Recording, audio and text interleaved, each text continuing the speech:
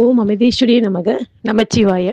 இன்னைக்கு அம்மாவோட மெசேஜ், மறப்பதும் இறைவனை நினைப்பதும்.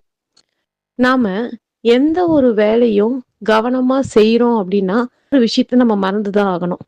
உதாரணமா, நம்ம பாடம் படிச்சுட்டு இருக்கையில விளையாடுறத பத்தி நம்ம யோசிக்க மாட்டோம். இப்ப சினிமா பார்த்துட்டு இருக்கையில மத்த எந்த கவலையா இருந்தாலும் அதை பத்தி நம்ம நினைக்கவே மாட்டோம்.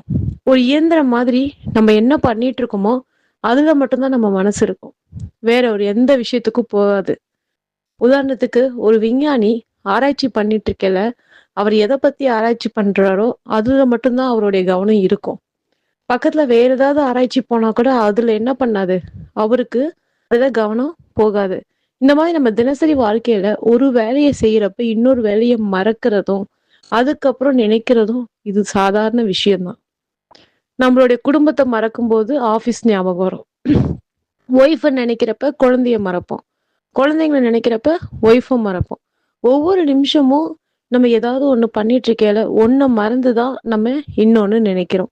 அவர் கேக்குறாரு, இறைவனை நினைக்கிறோம், இறைவனை நினைச்சா நம்ம மத்தவங்கள நினைக்கிறதுக்கான வழி ஒண்ணு கிடைக்கும்னு சொல்றீங்க, ஏன் நம்ம இறைவனை நினைக்கணும்? தொடர்ந்து இறைவனை நினைக்கிறதுனால நமக்கு என்ன பயன் அப்படின்னு சொல்லிட்டு அவரு கேக்குறாரு. நீங்க ஒரு அழகான வீடு கட்டுறதா வச்சுக்கோங்க.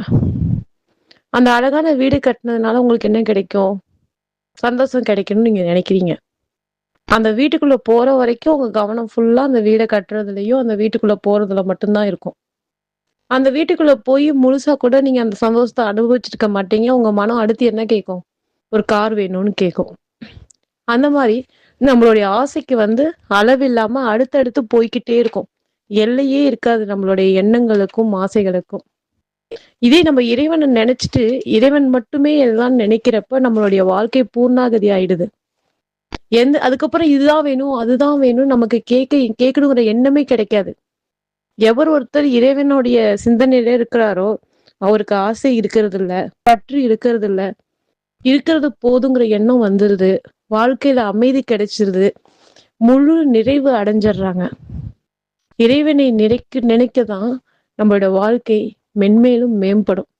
இறைவனை நினைத்து ஆராதிப்பவர்கள் அவர்களுடைய வாழ்க்கையில் எதிர்கொள்ளும் எல்லாவற்றையும் சமாளிக்கும் திறன் பெற்றவர்களாக மாறிவிடுகிறார்கள். குழந்தைகளே, நீங்கள் ஆத்மஸ்வரூபம் என்பதை நினைவில் கொள்ளுங்கள். நீங்கள் கடவுளுக்கு சொந்தமானவர்கள். நான் இந்த உடல், நான் இறைவனிடமிருந்து வேறுபட்டவன், என்னை பார்த்து கொள்ள யாரும் இல்லை என்பது போன்ற எண்ணங்களை கைவிடுங்கள். ஓம் நம சிவாய. அமைதீஸ்வரியே நமக.